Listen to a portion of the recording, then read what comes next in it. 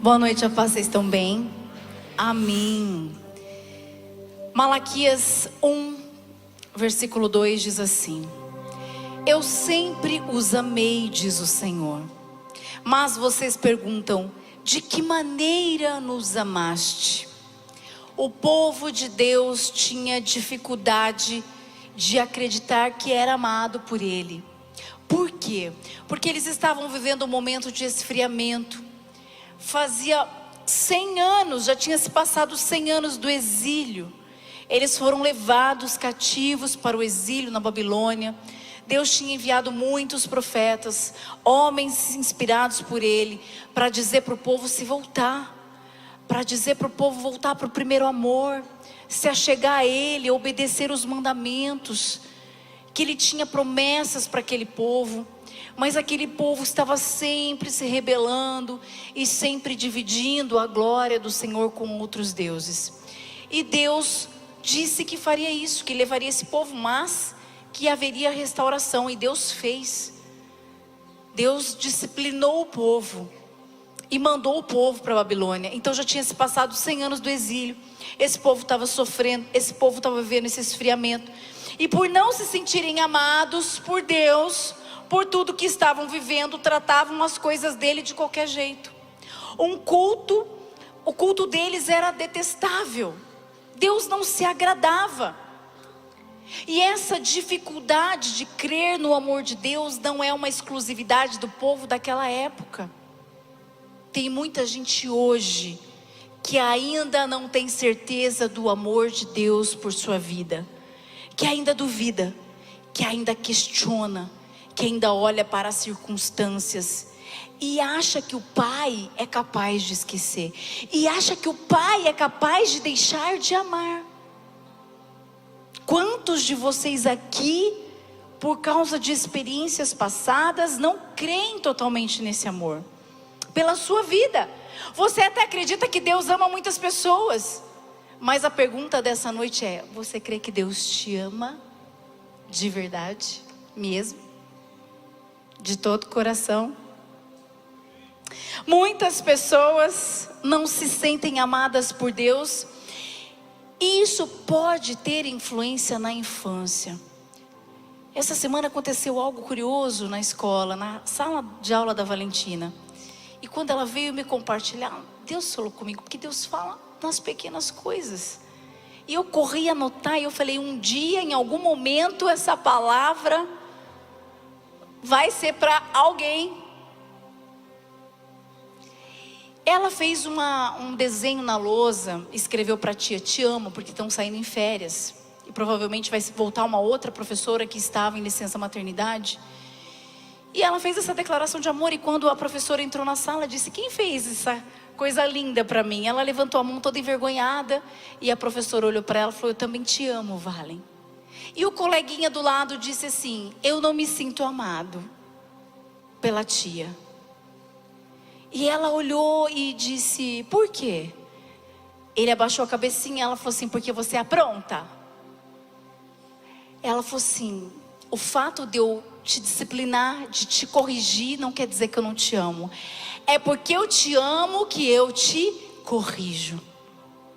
E a Valentina me contou isso, que ele sorriu, ele ficou feliz. E como isso é importante, porque essa demonstração, essa fala dessa criança nos faz refletir sobre algo muito importante, porque a criança, ela condiciona o amor. A criança, ela se sente amada quando ela recebe alguma coisa, quando ela recebe um elogio, um abraço, um presente. E ela não se sente amada quando ela tem uma restrição, quando você dá uma bronca, quando você corrige, quando você diz não. Quem nunca ouviu: a minha mãe não me ama, a minha mãe não quer me dar, o meu pai não quer me dar, o meu pai falou não. É condicionado. Então, se eu recebo, eu sou amado, eu me sinto amado. E se eu não recebo, os meus pais me deixaram de me amar. E o diabo usa isso para dizer para as crianças: seu pai não te ama, a sua mãe não te ama. É verdade, é isso mesmo. Só que quando isso não é identificado na infância, a criança cresce com esse mesmo sentimento. Não é amada pelo pai, não é amada pela mãe, vai ser amada por Deus? Como assim? Como assim amada por Deus? É condicionar. Eu não faço nada para Ele. Como Ele vai me amar se eu não dou nada? Como Ele vai me amar se eu não faço nada? Condicionado. Se a gente não se atentar para isso, se a gente não mostrar para as crianças o verdadeiro significado do amor, elas terão uma visão distorcida e vazia do que é amor. E a gente vê o mundo de hoje como está. Uma distorção vazia, e elas serão dependentes da aprovação de pessoas, de elogios, de presentes para se sentirem amadas. Ou seja, uma verdadeira prisão emocional. Porque ninguém é capaz de suprir todas as nossas necessidades emocionais. Então, a criança, ela fica aprisionada com esse sentimento. Pastora, qual é o verdadeiro amor? João 3,16. Porque Deus tanto amou o mundo que deu o seu Filho unigênito, para que todo aquele que nele crer não pereça, mas tenha a vida eterna. Quem falou eu te amo primeiro? Quem falou eu te amo primeiro, gente? Quem falou? Primeira carta de João, capítulo 4, versículo 19. Nós amamos porque Ele nos amou primeiro. Ele declarou o amor primeiro. Ele decidiu, Ele escolheu te amar. Você não precisou fazer nada para que isso acontecesse. Ele entregou o Filho para morrer por um mundo de corações endurecidos. Ele não pensou, será que o mundo vai me amar? Será que eu vou perguntar para eles?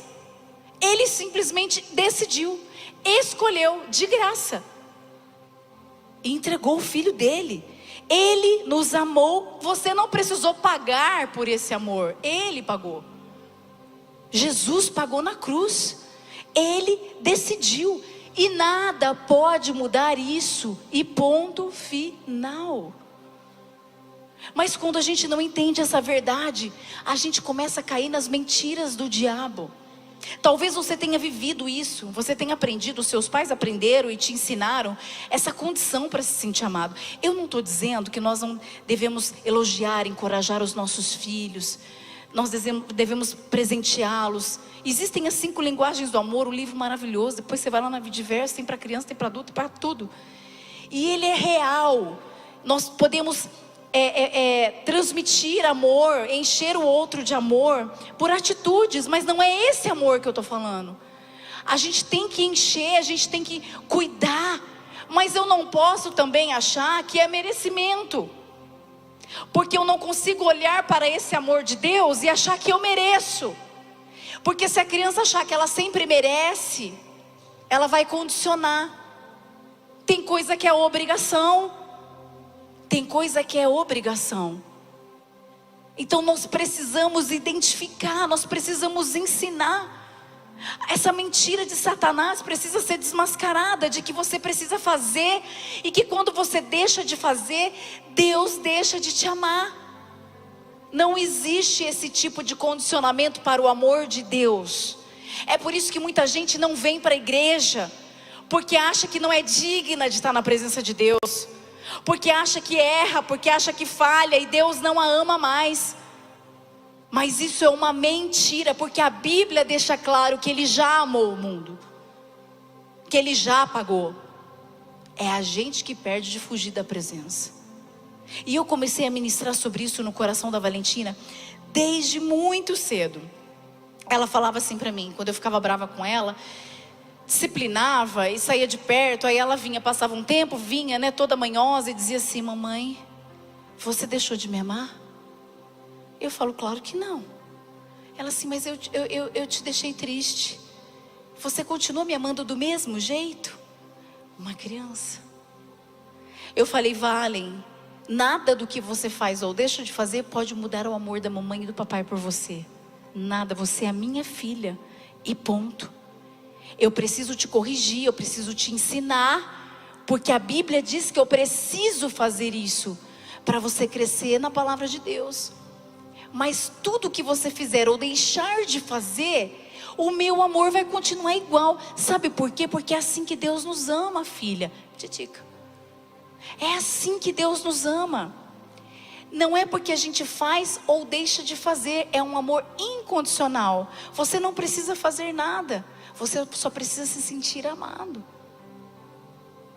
Quando você desobedece, porque a gente erra às vezes.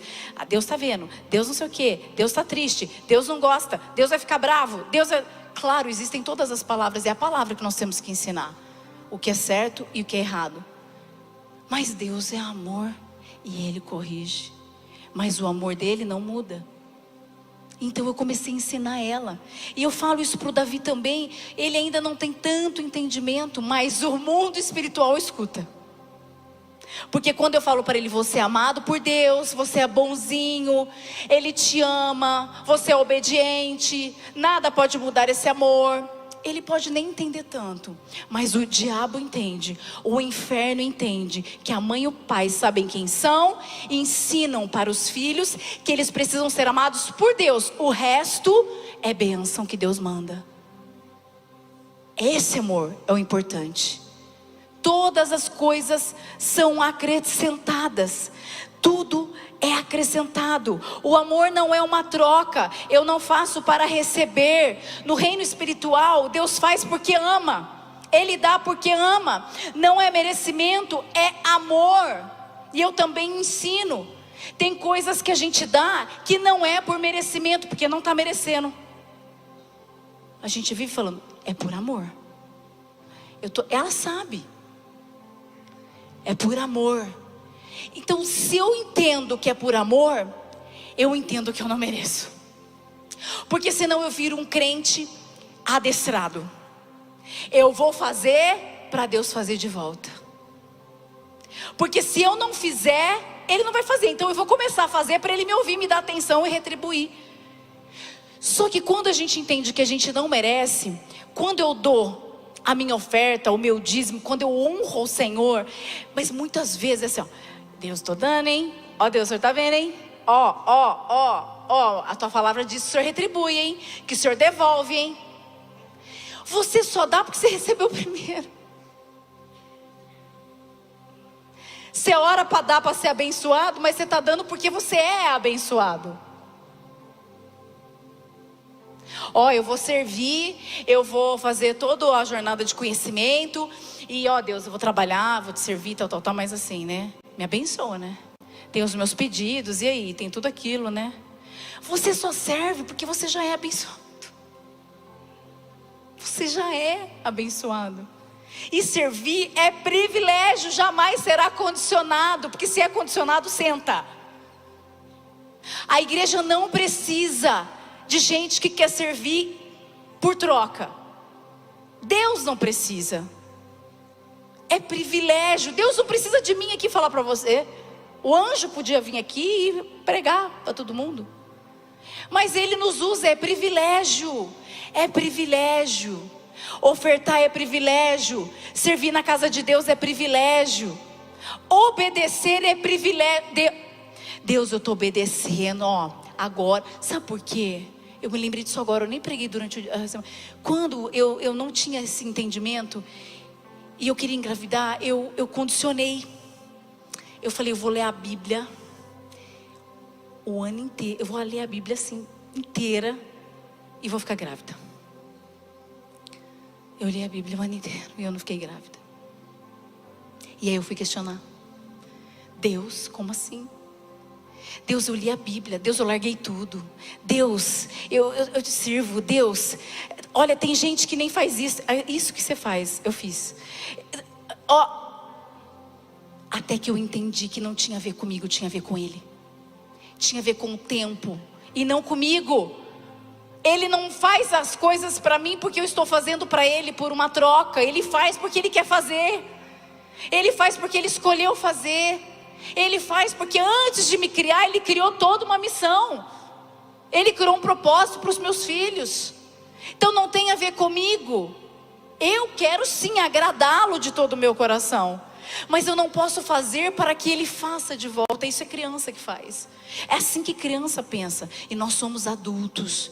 E precisamos ser convictos do amor do Senhor. Precisamos ser convictos dessa identidade no Senhor. A palavra diz que nada pode nos separar desse amor. Olha o que diz Romanos 8, 38, 39. Pois estou convencido de que nem a morte, nem a vida, nem anjos, nem demônios, nem o presente, nem o futuro, nem quaisquer poderes, nem altura, nem profundidade, nem qualquer outra coisa na criação será capaz de nos separar do amor de Deus que está em Cristo Jesus, nosso Senhor. Amém. Nada pode nos separar do amor de Deus. Entenda essa realidade.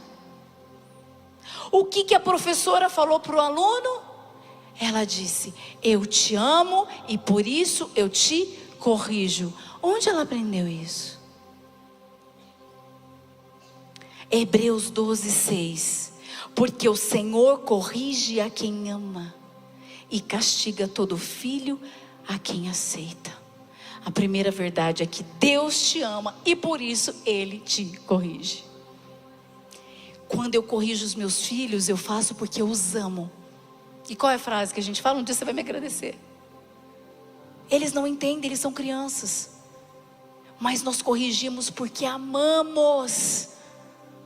Porque vemos aquilo que eles não veem. Eles não têm maturidade. A mesma coisa é Deus com a gente.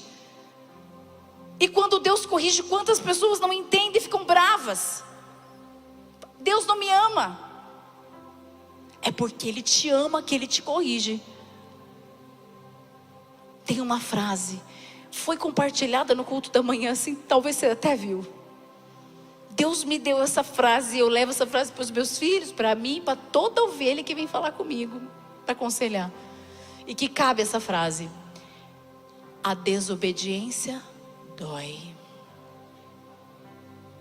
Eu ensino na minha casa, porque eu vivi isso. Não pula no sofá, você vai cair. Caiu, chorou, doeu. Dói, fisicamente dói. Mas aqui também dói. Aqui dói. A desobediência sempre vai doer. Não vai por aqui, Deus está dizendo. Mas você quer ir. Vai machucar, vai doer. Não escolhe, não é essa pessoa. Vai doer.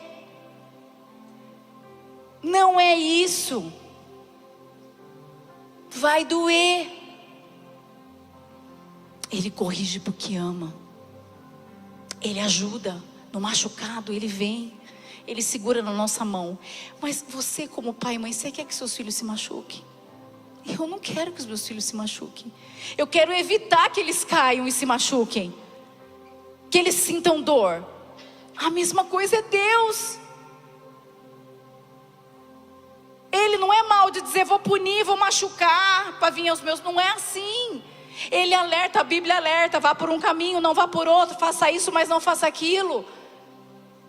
Porque Ele não quer que a gente se machuque. Porque a desobediência dói. Então, porque Ele te ama, Ele te corrige. A segunda verdade: Deus te ama mesmo quando você está passando por sofrimento. Não estamos imunes às aflições. O que Jesus disse? No mundo tereis aflições, mas tem de bom ânimo, porque eu venci o mundo. O sofrimento faz parte de estar vivo. Nós estamos sujeitos às tempestades, nós estamos sujeitos às adversidades da vida. Tem coisa que não dá para evitar, mas tem coisa que a gente sofre por escolha. E mesmo assim, como um pai, Ele está com a gente. Mas muitas pessoas questionam: se Deus me amasse mesmo, é o que eu mais escuto. Ele não deixa... Pastora, eu queria fazer tal coisa, tal. Aí você fala: olha, isso não tem a ver com o caráter de Deus. Eu não vejo Deus. Não, mas Deus me falou. Não, mas isso não é a característica da palavra de Deus. Aí a pessoa vai e faz. Aí depois ela vira e fala assim: se não fosse, se ele não quisesse, ele tirava do meu coração esse sentimento. Eu não falei disso em nenhum culto. Porque se ele me amasse mesmo, ele ia tirar do meu coração. Isso eu não ia fazer. Não é assim que faz, que acontece. Obediência. Entender que ele tem o melhor. Se Deus me ama mesmo, por que ele deixa acontecer isso comigo? Porque da pobreza. Porque da doença. Porque do desemprego. Porque da solidão. Isso, aquilo. Tem coisa que faz parte, mas tem coisa que é a gente que escolhe. Fato é que ele disse: tem de bom ânimo, passem os sofrimentos com ânimo, com alegria, porque eu estou com vocês. Eu estarei com vocês até a consumação dos séculos. Você errou? Porque se minha filha erra, eu não falo bem feito, vai lá e se vira. Eu vou pegar na mão e vou falar: vamos que eu te ajudo. Eu sou mãe. Eu vou largar? Não. E Deus é a mesma coisa. Ele ajuda, mas tem ferida para curar.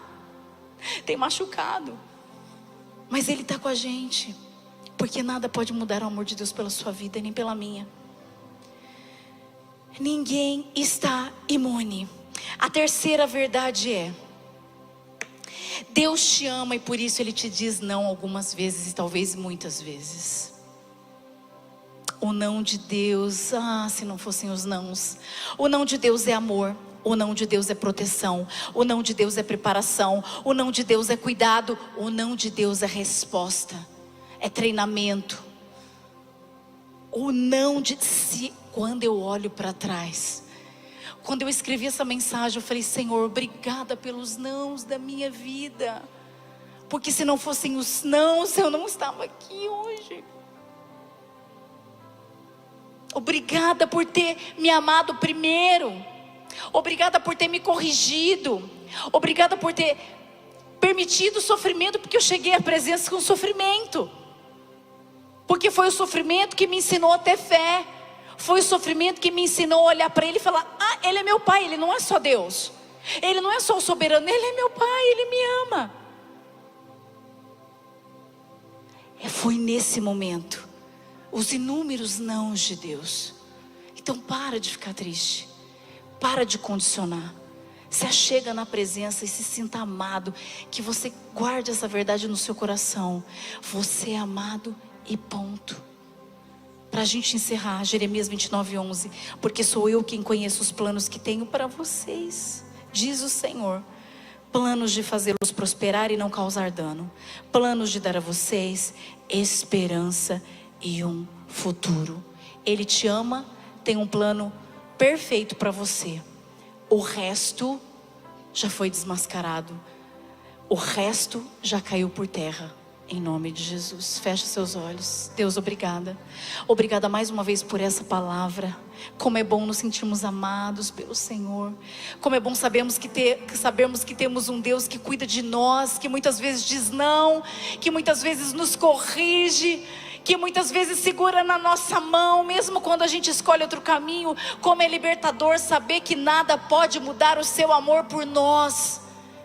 Como é bom saber que temos um Pai que cuida da gente e que nos ama de maneira incondicional, simplesmente porque eu não tenho que fazer nada, mas porque Ele escolheu me amar.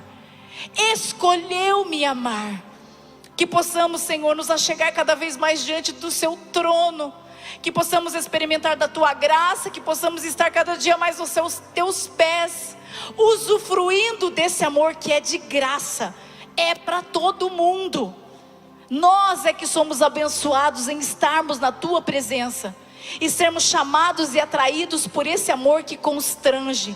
Que possamos ter sabedoria e ensinar as nossas crianças que elas são amadas e independentemente de qualquer coisa que elas façam ou deixem de fazer, que Deus é o Pai que vai estar sempre do lado delas, amando, encorajando, ajudando em todas as circunstâncias. Senhor, nos ajuda a permanecermos focados nesse amor, permanecemos focados em Ti, Pai.